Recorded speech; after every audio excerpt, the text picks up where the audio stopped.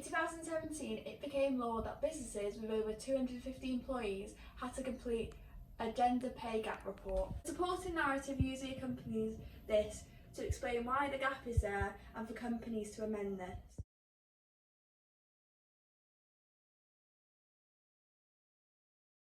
In 2019, the pay gap in the UK was 10.3%, which was 7% lower than the UK average.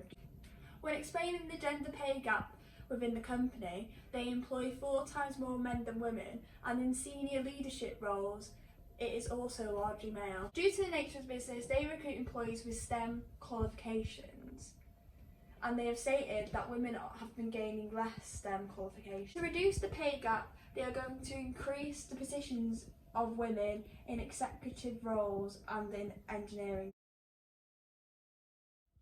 In comparison to BAE Systems, Deloitte produced their gender pay gap report from 2015. This shows how some companies showed the gap because they wanted to.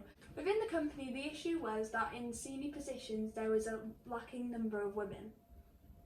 In 2014, they introduced a gender gap action plan to help change this.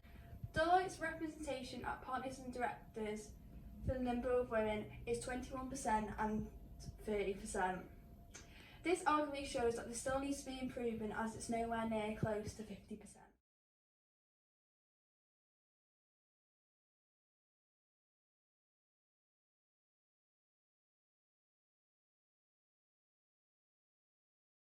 In terms of women in senior roles, this was 32% when they signed the UK's Women in Finance Charter.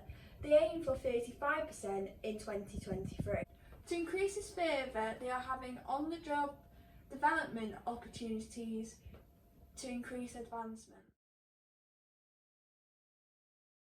This shows how the pay gap is mainly between the highest paid quartile, women in this gap being 22% and men 28%. To conclude, although this is only a snapshot of what some companies are doing to address the gender pay gap, there is still a long way to go until the gender pay gap is completely removed. Arguably, it shouldn't be there at all.